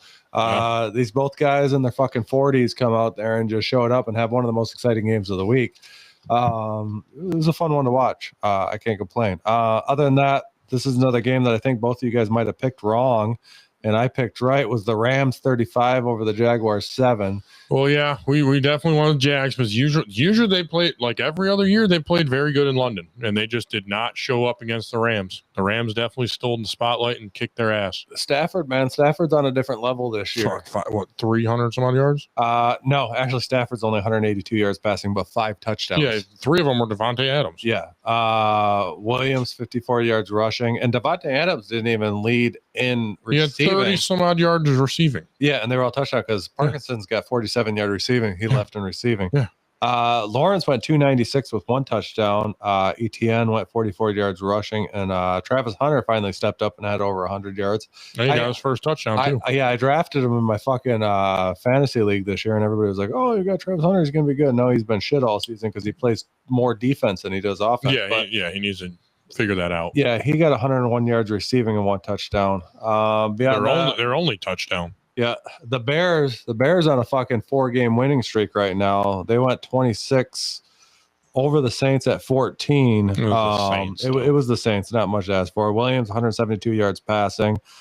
Swift had a good game, 124 yards rushing, 1 touchdown, and then DJ Moore only 43 yards receiving. I will say, though, sorry for interrupting you, but Swift has definitely found his own in Chicago. I mean, he had his own here. He did well for us, too. Yeah, he did. But I feel like he's doing a little bit better in Chicago. I really do. Well, he's their number 1 guy there. So. That is true. We definitely have had multiple running backs when he was here, too. Yeah, I mean, but if you look at it, would you rather have Swift or Gibbs? I understand why they let Swift go, because Gibbs is having a year right now, and he's shining as probably the best running back in the league this year right now, currently. But continue, sorry. The Saints, Rattler, 233 yards passing, 2 touchdowns. Kamara, only 28 yards rushing. He pretty much got shut down. That Bears defense is really good. It's legit. It's a legit defense. Yeah. Olave, 98 yards receiving, 2 touchdowns. And then I get excited about this team once again because they're not playing my Lions. My Chiefs, 31-0. Yeah, they did. They against the Raiders. Yeah, they totally shut them out. In fact, Patrick Mahomes got pulled out halfway through the 3rd quarter. Wow. Yeah, and they pretty much started putting in like 3rd-team offense after halfway through the 3rd quarter because they were stomping them so bad. Mahomes, 286 yards passing, 3 touchdowns. Still my pick for the MVP this year. Pacheco, 57 yards rushing, 1 touchdown. And Kelsey, 54 yards receiving. compared to the Raiders, Geno Smith. You didn't take down Ray Rice's stats. He got 2 touchdowns for coming back off his suspensions. Yeah, he got 2 touchdowns. And he had like what? He did. It was less than 54 yards. It was okay. So I just knew he got 2 touchdowns. So I knew they're happy to have him back. Yeah, I always do the stats. Like some of these games, I go a little bit deeper, especially with the Lions. But most of them, I figured you go deeper with. I figured you go deeper with the Chiefs because they're your second team. Yeah, that was a fucking blowout. The Chiefs looked fucking. But continue. Sorry for interrupting you on the Raiders stats. I mean, obviously the Raider, Geno Smith, 67 yards passing, Genty, 21 yards rushing, Tucker, 33 yards receiving. They completely shut down the Raiders. The Chiefs. People need to be worried about this team. If you are, I'm a fan of them, but if you're not paying attention to what the Chiefs are doing right now, and they got Rashee Rice back this week, he did good, and he came out and got a couple touchdowns.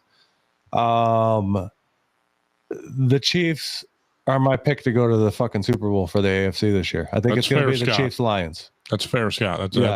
Like this team, they had a couple bad weeks to start the year, and then now they look like.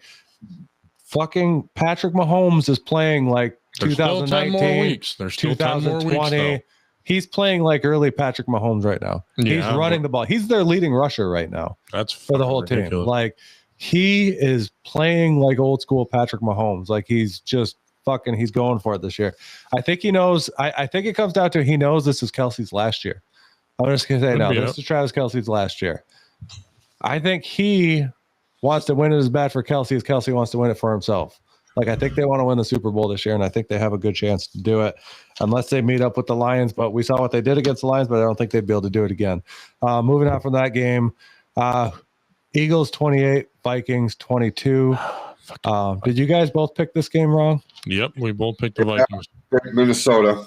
Yeah, and I picked this game right. You barely. Yeah, I almost changed my mind, but I kept to it. But no, it's not even that. It's just the Vikings. If they wouldn't have started out bad in the first half, they'd have been okay. You can't just kick field goals.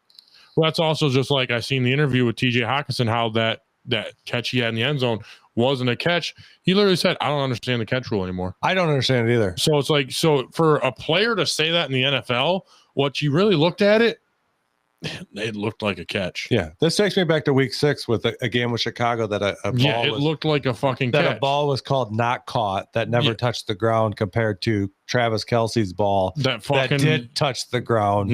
That was called a catch. You know what I mean? Like the catch rule doesn't make it, even under fucking review, it doesn't make any fucking sense. Yeah, so it's just like, so that if he would have caught that in the third quarter, it might have been a different game. Yeah. But it was a close game, and it was a good game to watch. We'll go back to the Eagles. I don't think the Eagles are going back to the Super Bowl this year. Look at Barkley. He does nothing. Yeah. He's barely done anything. That was 44 yards rushing this week. Yeah. No touchdowns. Yeah. Barkley has been completely shut down all season. Mm-hmm. He has not had a standout game yet. And the Vikings defense is serious, because they did shut him down. Yeah. Everybody shut him down every week. I mean, if I go back in my notes, I don't think Barkley's broke fucking 60 yards in the last 4 weeks. I think maybe week 1. Maybe. The same thing, like, I mean, go ahead. Continue, though. Anyways, fucking Hurts, 326-yard passing, 3 touchdowns. Good showing for him. 44 yards rushing for Barkley. Smith, 183 yards receiving, 1 touchdown. Good offensive output on their end. It's still, I mean, if you could have got Barkley involved, it could have got a little bit, deeper, but they just couldn't get him going. Compared to the Viking, Wentz, 313 yards passing. Mason, 57 yards rushing, 1 touchdown. And then Addison, 128 yards receiving. By the numbers, I mean, they're pretty well matched up. It was a close game, just like you said. It could have changed pretty quickly. Wentz has looked like a fucking star in Minnesota, and it makes me wonder if they're actually going to, once JJ gets healthy, if they're going to actually let JJ come back and start this, since Wentz has been carrying this team and has been looking really good. Not doing bad. He did throw 2 interceptions, though. He did, but like 2 bad ones. One he got hit hard, so I can't really give him that. But the other one was like right to the guy. Yeah. Moving on from that one, we have the Colts 38-24 Chargers. So the Colts in this one. How did we pick this one last week? All 3 of us went with Indianapolis. It's fun fact. Fun fact. I'll tell you right now. Jonathan Taylor has 11 touchdowns this year. He has more than the Raiders' whole team. Yeah. They have 10. Jonathan Taylor had 3 touchdowns Sunday. He did. Fucking stupid. That dude's playing like a man possessed. Is he on a contract here? I don't know. If he is, he's doing what he should be doing. Well, this offense is humming. Daniel Jones looks like what New York had hoped that he would be. And he's definitely looking like that in Indy. Yeah. 280 yards passing, 2 touchdowns. I mean, every week he's just phenomenal. Taylor, 94 yards rushing, 3 touchdowns. Pierce, 98 yards receiving. 3 fucking but check out these numbers on the other side. I mean, the Chargers ain't nothing to fuck with this year. No, they're a good team. They're good. Justin Herbert, 420 yards passing, 3 touchdowns, and 31 yards rushing. That's a fucking hell of a game. How many yards rushing? 31 yards rushing. That's still on top of 420 yards passing and 3 touchdowns.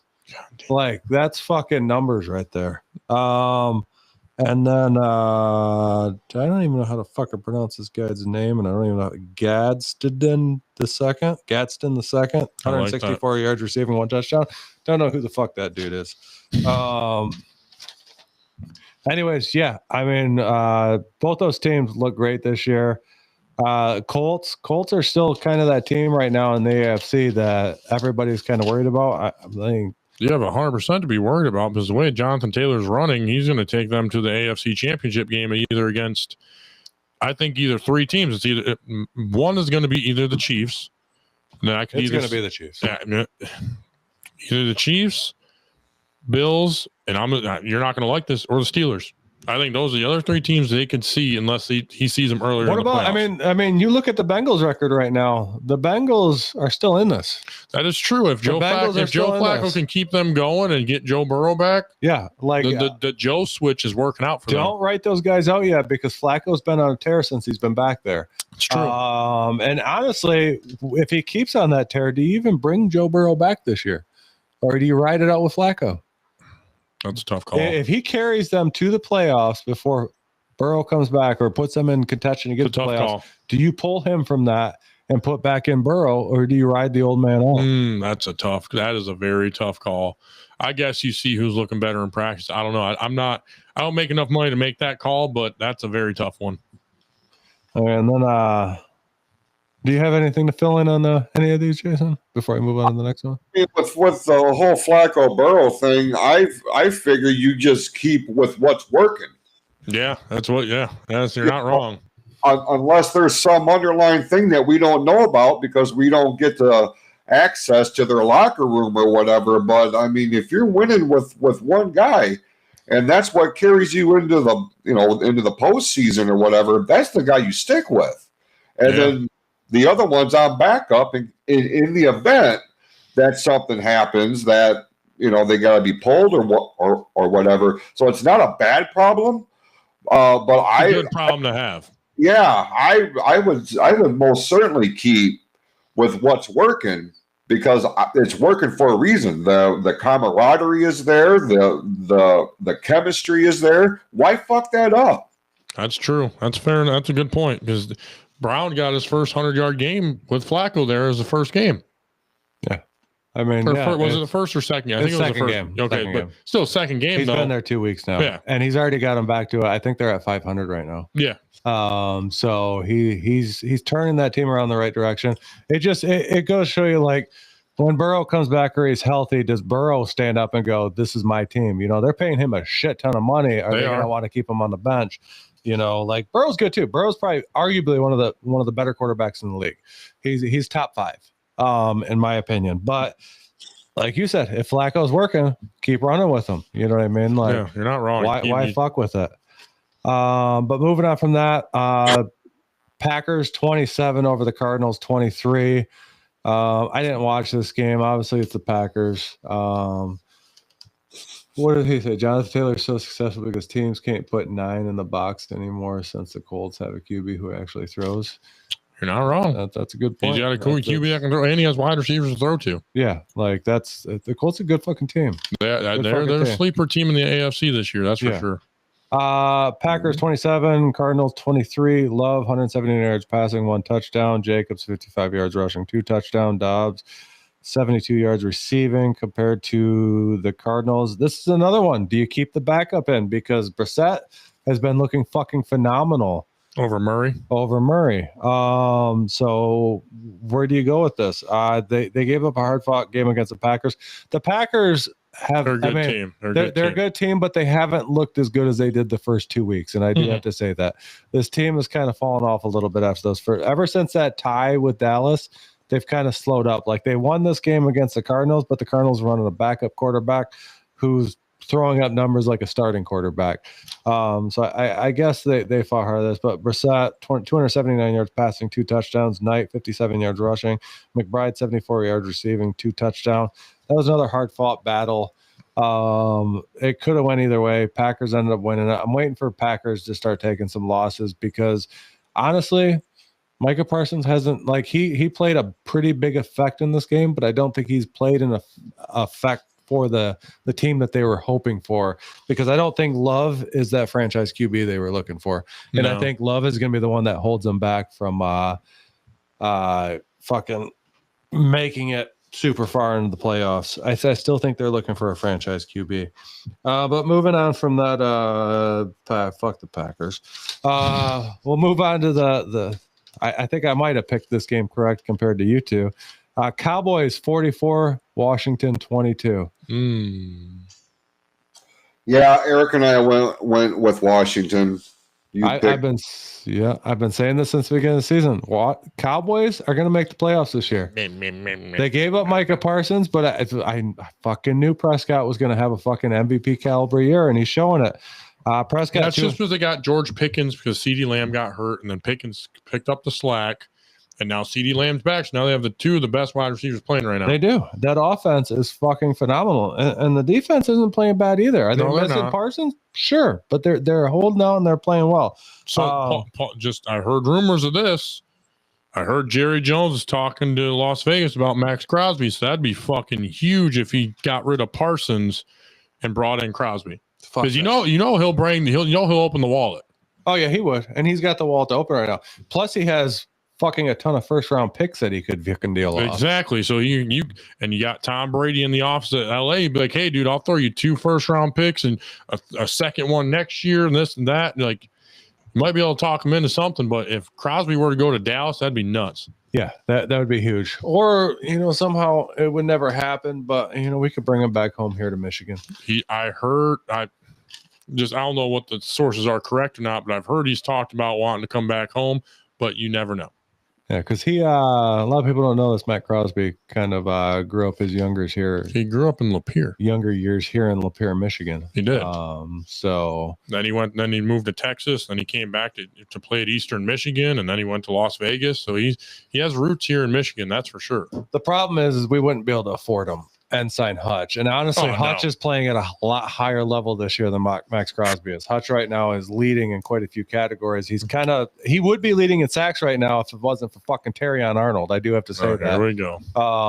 Like Hutch would be leading in sacks if he didn't get those 3 sacks stolen from fucking stupid penalties. But continue with your stats. I'm sorry for Cowboys. Prescott 264 yards passing, 3 touchdowns.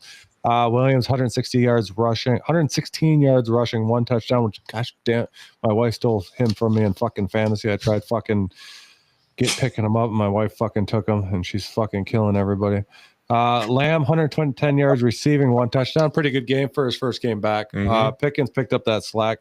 He did. Like you said, now he's got 2 of the best receivers in the game. That offense is humming. Daniels 156 yards passing, 1 touchdown, 35 yards rushing, 1 touchdown, and then Lane 60 yards receiving. Washington, I knew they were going to have a down year. I called that at the beginning of this year. Said Washington was going to have a down year. Sick of hearing this guy because he's right. And I knew the Cowboys were going to have an up year, even giving up fucking Parsons. Yeah, knew it was going to happen. I called it before the season started. Go back. Listen to it. It's fact. Don't want to. Shut up. Continue. And then to my pick for game of the week, obviously, we're rocking the All Blacks today because the Detroit Lions, who rocked the All Blacks last night. I will tuck my tail and apologize. Yeah, because I picked Tampa just because how Tampa is playing. I will take that and I'll tuck my tail. So I should have went with Detroit. So I apologize. But Tim, a second note. Real quick, fuck you, Jim. I'll say fuck you. We'll start hearing about golf again when they start playing actual fucking good tournaments again. They're kind of in the off season right now, so we'll get back to that, Jim. I know it's your favorite part of the show. Actually, no, that's usually when you would leave when you join us. And Jim, get your ass back on the show one of these days. For fuck's sakes. Is in the chat. So yeah, you can sit in the chat, but you can't join the fucking show. There's a link, Jim. Yeah, There's Jim, I don't even know who you are, but stop being a bitch and join the show. Well, he missed the MLB talk. He's our MLB analyst more often than not. He needs to stop slacking. You know he's cover the MLB first thing the show starts. Get your shit together, Jim. All right, so let's cover this Detroit Lions game that we were all excited about last night. Fun fucking game, do I have to say. I was going nuts in the fucking living room. We had all backup DBs in this game. This defense, in fact,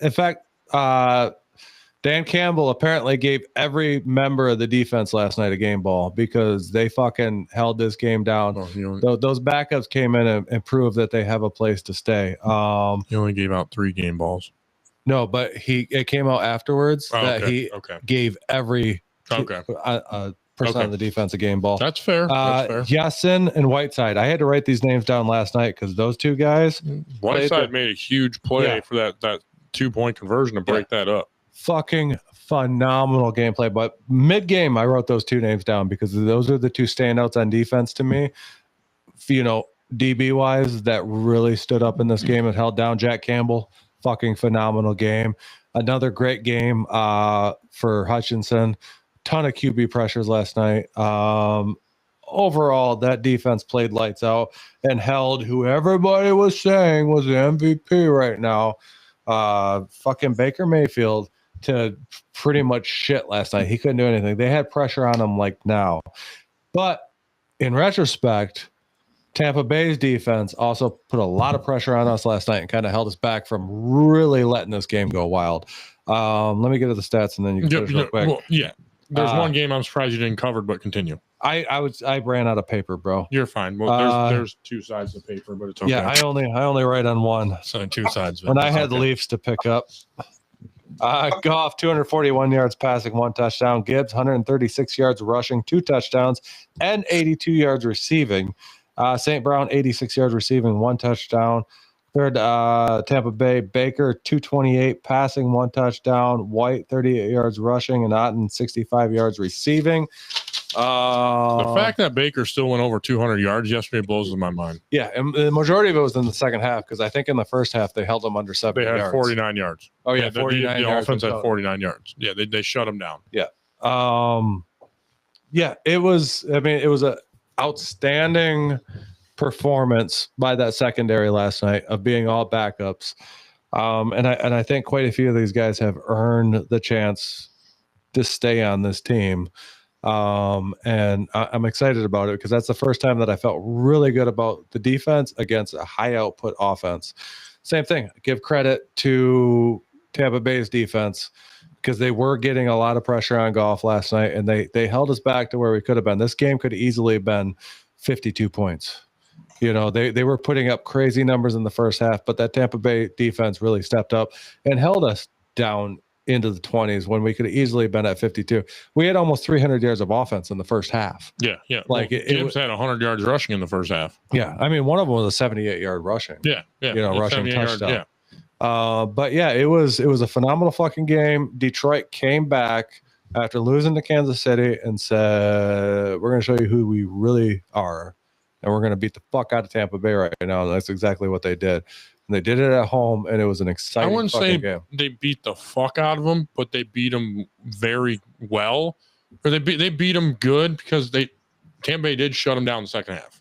They did stop the Detroit from running the score up to 30 plus or 40 plus like we usually are when we're doing that good in a game. The gameplay changed in the second half. And I'm kind of getting being a little bit more conservative. Yeah, but I'm kind of getting pissed that Montgomery's not getting more touches like he should.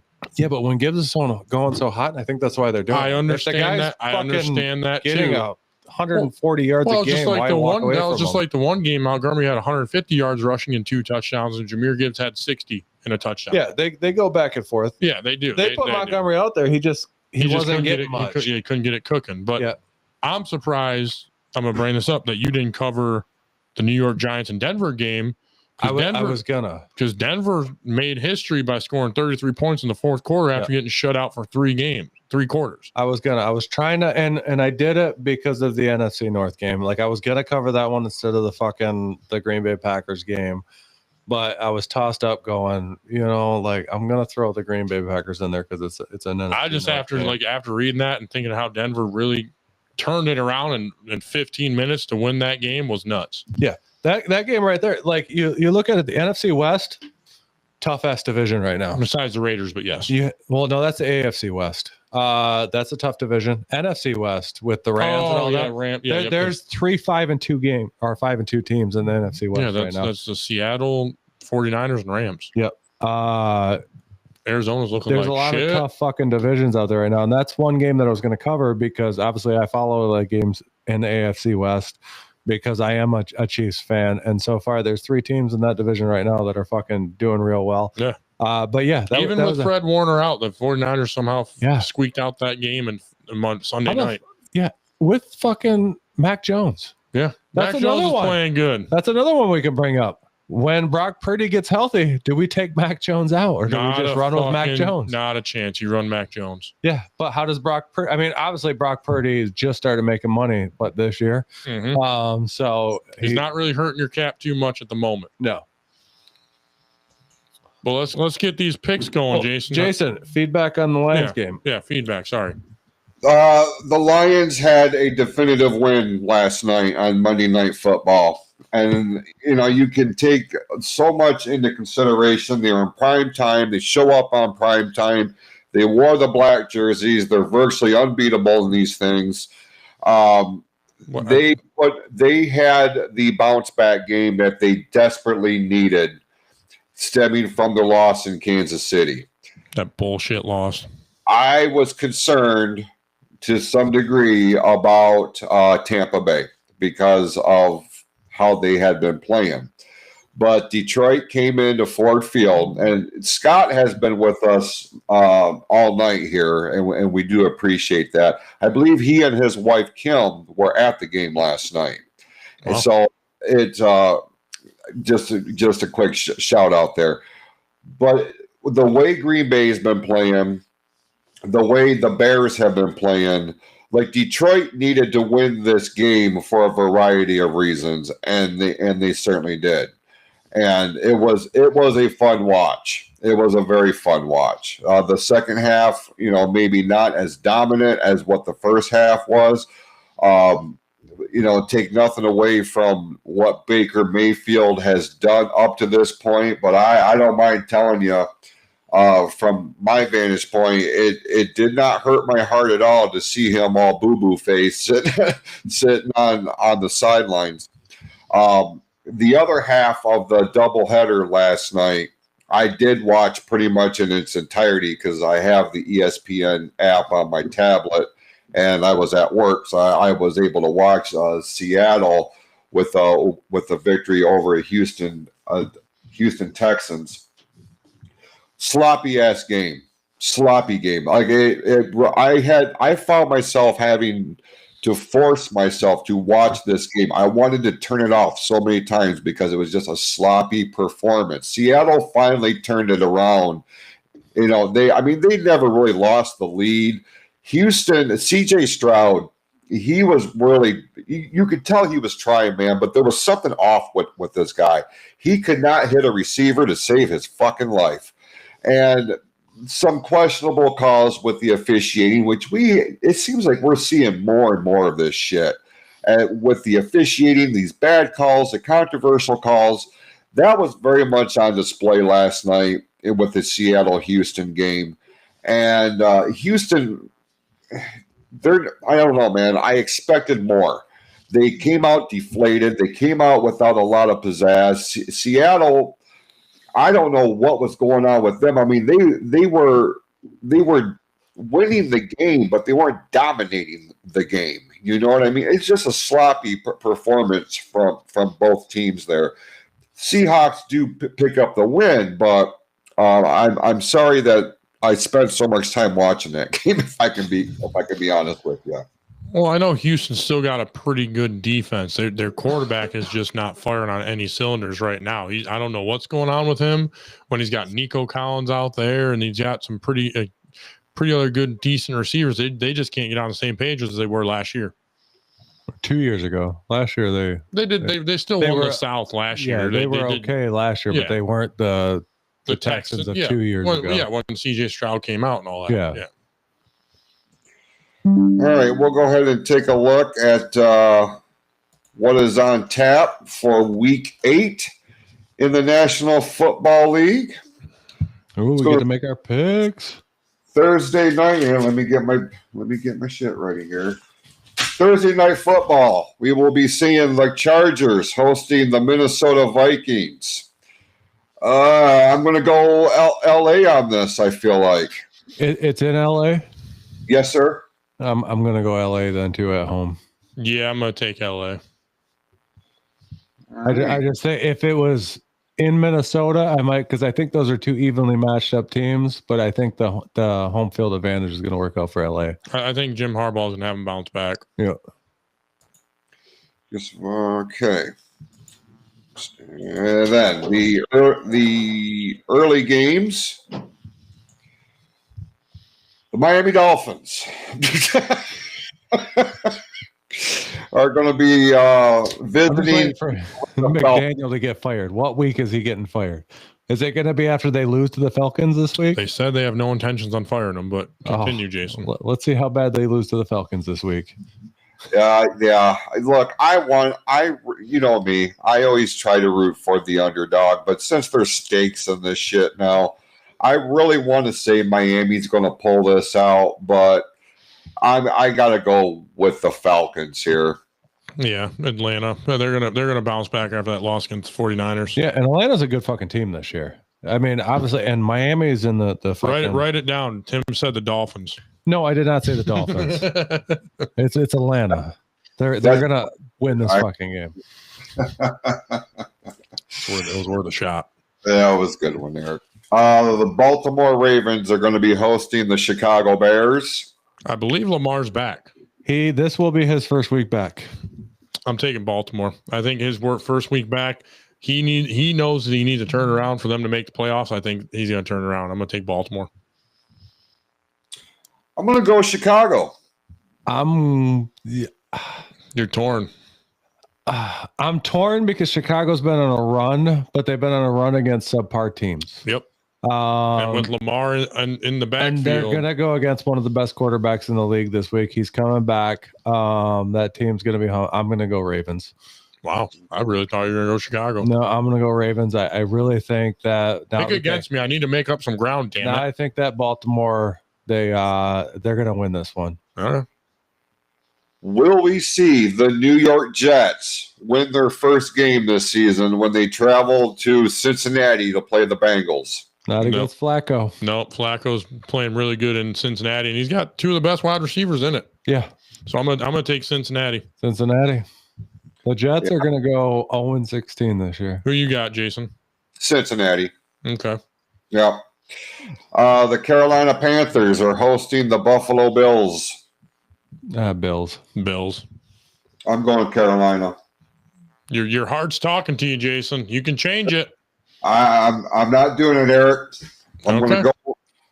The Panthers are going to pull the biggest upset of the weekend with a big one, not a big win, but they're going to squeak out a win over the Buffalo. You could be right. They're starting to put it together there. I mean, it could happen. The Panthers have been playing good football, but I think after a bye week, I mean, it's Josh Allen. One of these weeks, Josh Allen's going to start doing Josh Allen things again. He hasn't done it in the last few weeks. He's bound to happen. Scott just said the NFC goes 0-3 this weekend, and it's a perfect bye weekend. I could see that happen, Scott. Yeah, because we're not there. So yeah. Well, I mean, yeah, I think everybody in the North loses this week, except for the Lions, obviously, because they're going to win because it's a bye. Okay, continue. San Francisco 49ers will be playing the Houston Texans in Houston. 49ers, they're playing hot right now, and Houston's a dump. Like, they're just can't get it together. Yeah, I'm on the Mac Jones train right now. He's looking like a superstar. Okay. So 49ers. Gotcha. New England Patriots Hold on, host Jason, what'd you pick? Yeah, that was your pick. San Francisco. Oh, Okay. New England Patriots hosting the Cleveland Browns. I'm going New England here. I'm going New England too. Yeah, I'm going to take New England. For some reason, I want to say Browns, but I don't think that New England's playing hot right now. Drake May has looked really fucking good Yes, this year. that's what I'm saying. New England is starting to kind of turn a corner. I don't think this is their year, but they're starting to turn a corner. Yep. And in the NFC East showdown, the Philadelphia Eagles hosting the New York Giants. It's a rematch from a couple weeks ago. No one picked this game right a couple weeks ago, but the Giants upset the Eagles on Thursday Night Football. The Giants look fucking good. I'm picking the Giants this time. I'm going Eagles. I am going Eagles as well. I think the Eagles are going to be like, yeah, we're not losing to the Giants twice, because A.J. Brown literally said, we lost to the fucking Giants. I think the Eagles are going to redeem themselves. And with it being in Philadelphia, you know damn well they're going to be in Philly. You can change your answer if you want. Don't move on. Let me think about this one for about 10 seconds. 10 seconds. He picked Giants.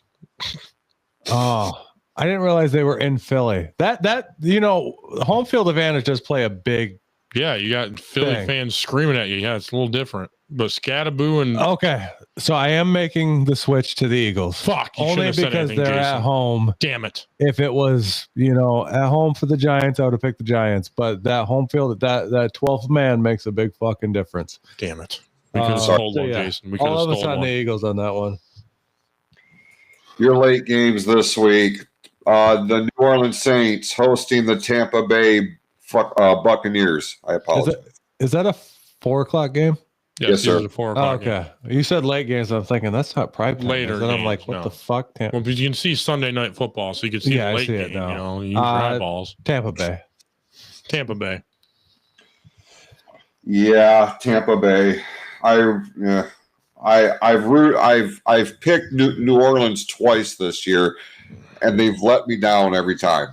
The New Orleans Saints were my brother's second favorite team. That's why I paid attention to them. But they keep fucking me up, so I'm going to go Tampa Bay here. Once Drew Brees retired, it was over for them. Yeah, 100%. 100%. Indianapolis Colts hosting the Tennessee Titans. Colts. They're playing. Jonathan Taylor's playing too hot. Tennessee isn't shit this year either. So now this next one's going to be interesting. Who you got, Jason? I've got the Colts. I am also going with Dallas over the Denver Broncos. I'm going Dallas too. I'm going Broncos.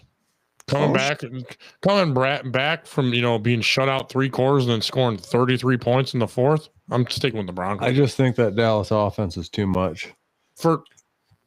Denver's got a good fucking defense, but Dallas's offense is. For the next game, he's talking crazy. I'm gonna steal one on him this week. That's fine. Storyline wise, we have a very interesting matchup for Sunday Night Football. The Pittsburgh Steelers are going to be welcoming the Green Bay Packers. Pause. Aaron Rodgers could join the club with 4 or 5 other quarterbacks to beat every NFL team if he makes this happen. Oh, Peyton Manning, Tom Brady, Drew Brees. No, not Drew Brees. A couple other ones. I know Peyton Manning and Tom Brady. You know who hasn't done that yet? Matthew Stafford. He hasn't been able to beat the Lions. I'm going Steelers. I think they're going to bounce back from that icy hot bowl, and I think they're going to beat the Packers. The Packers are a subpar team right now after 2 weeks, and Pittsburgh's still playing good. Yeah, I'm going to go Steelers here too. Because it's in Pittsburgh, correct? Yes, sir. Yeah, Pittsburgh all the way. I too in Pittsburgh. Yeah. And then the Monday night game, there's only one this week. There's no more Monday night doubleheaders. Thank God. I hated that. The Washington Commanders will be going into Kansas City to play the Chiefs. Hold on before I make this choice. You already know who he's fucking picking. Oh, shit. End the live right now. Just end it right now.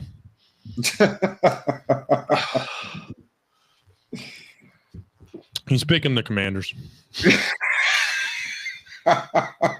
I am now rocking a Lions jersey with a Kansas City hat because I am picking the Kansas City Chiefs 100% in this game.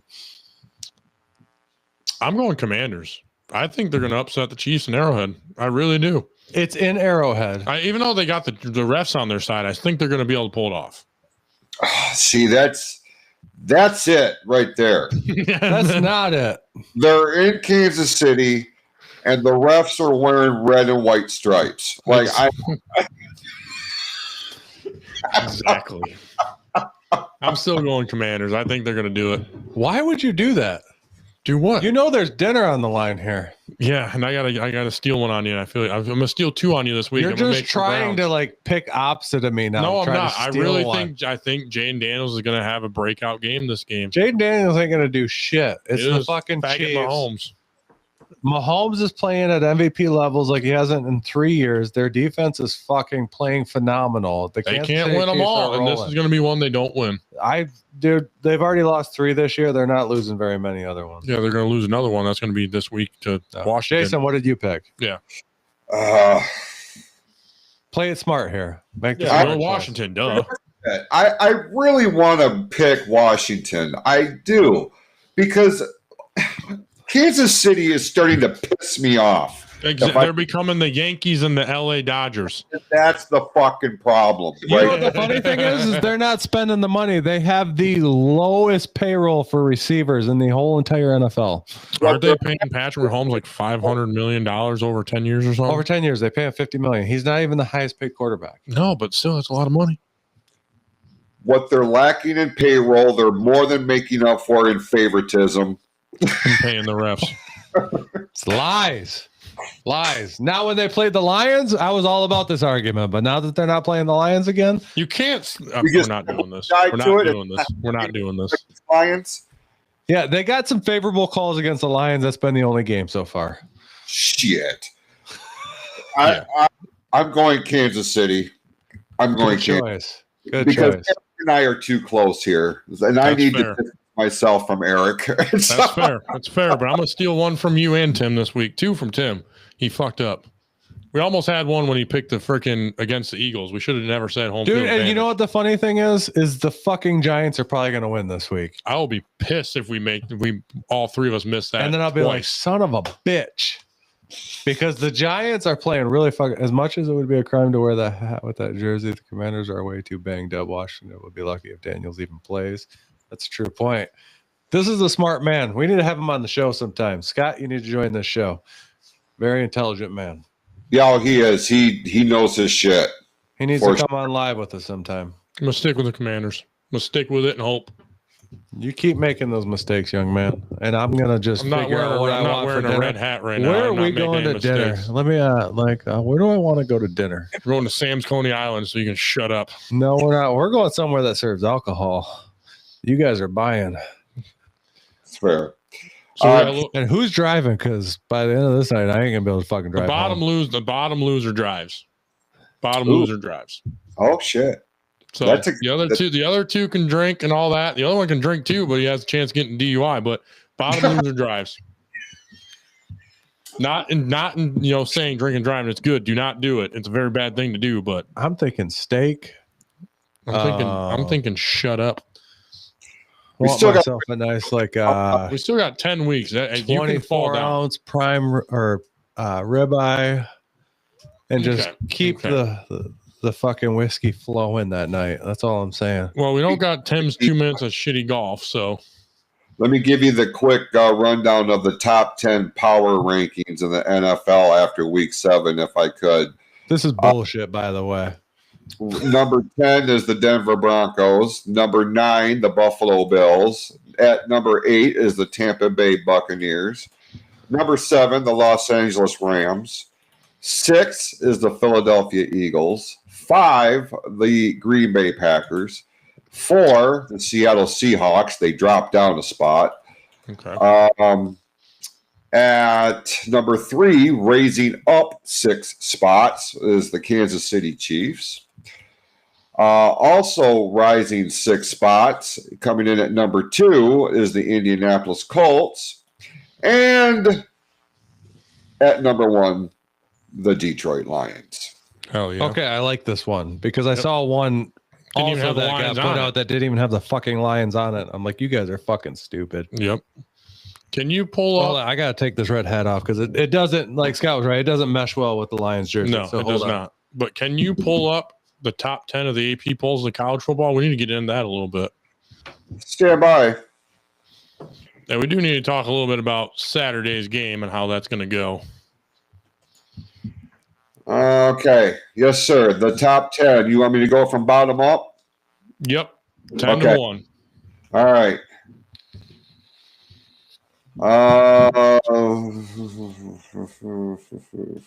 Talking top 10 of college right now. I never went to college. I know that, but top 10 AP polls of college football. 10 Right is Vanderbilt. okay. Surprising. 9, University of Miami. 8 is Because they dropped from 2 to 9 because they lost to Louisville. 8 is Ole Miss. Okay. 7 is Georgia Tech. Okay. 6 is Oregon. 5 is Georgia. Okay. 4 Alabama. 3 Texas A&M. 2 Indiana. 1 Ohio State. Now, out of those 10 teams, what one surprises you out of all of them?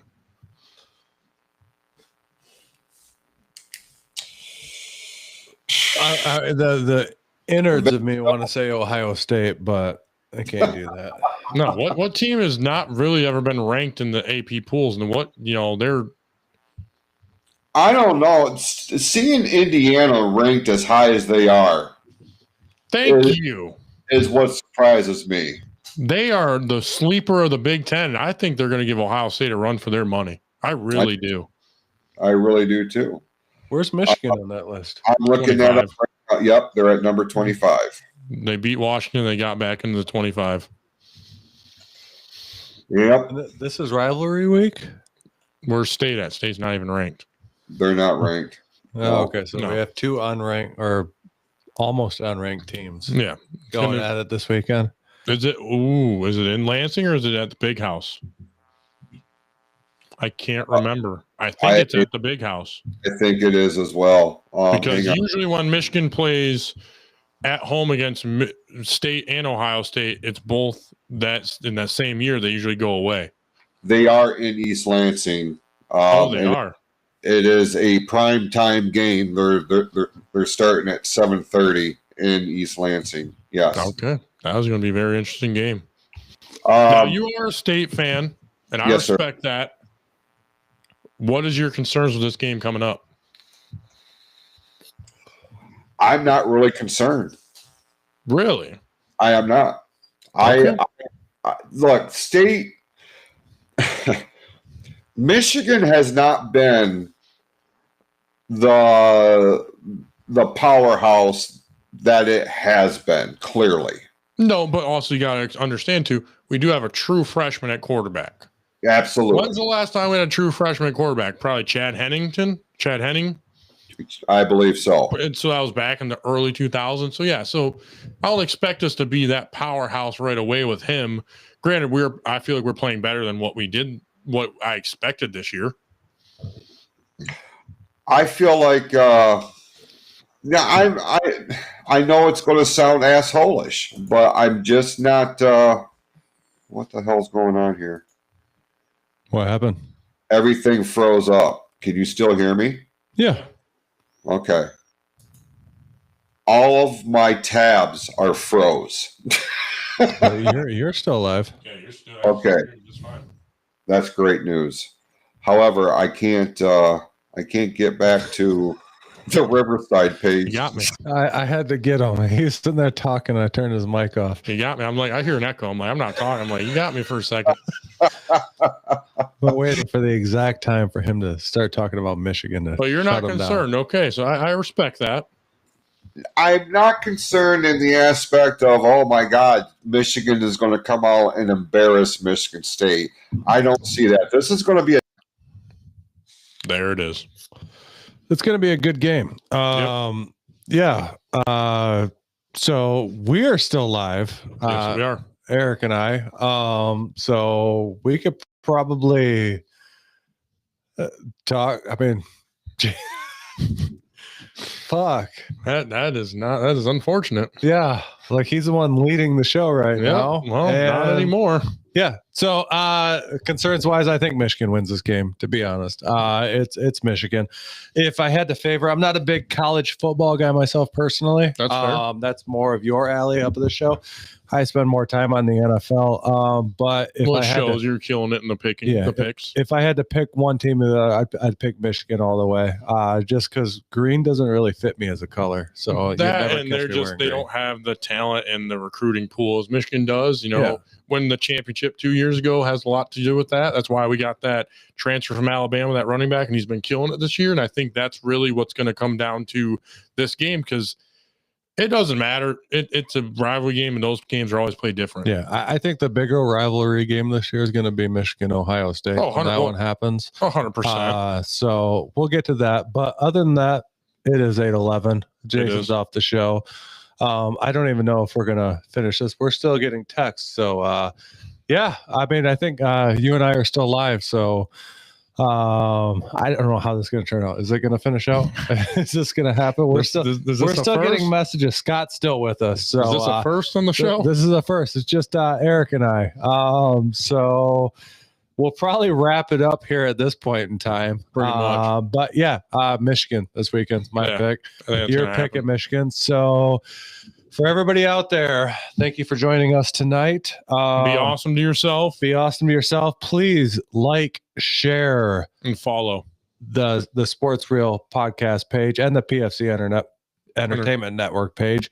And check out our store at PFC Network Printified. I don't know. Jason usually does. He always does shit. that. This is new to us. I'm happy you're here with us. He's usually the fucking outro guy. So thank you all for joining us. Scott, you were awesome today. Thank you. Dave, where the fuck have you been? And please show back up. You got us worried over here because you haven't been in the chat in 2 weeks. Other than that, thank you. Let's fucking go Lions. Let's go Red Wings. Lions. Let's go Red Wings. Hold on. Jason's back. Oh, he's back. Jason's back. Oh, we got it. Oh, now we have an echo. There's a bunch of us here. This is fucked up. No, we kept the show going. It was still going. Yeah, I saw that. Yeah. I saw that it was still going. Tim picked Michigan for you, so you're not wrong. Oh, for fuck's sakes. And we're super echoey, so lead us the fuck out. All right, we appreciate everybody tuning in here. Follow us on Facebook, the Sports Reel podcast page. Hit the like, hit the share button. We appreciate that. Check out the online store, pfcstore.printified.me. I'll be back on ONTV this Friday for the Fatal 4-Way. Go out, be awesome to yourselves and each other. We'll see you next week right here on the Sports Reel podcast, live on the PFC Entertainment Network. Go Lions. Go Lions. Go Lions. Lions. Red Wings. Red Wings. Red Wings. Red Wings. Red Wings. Pistons.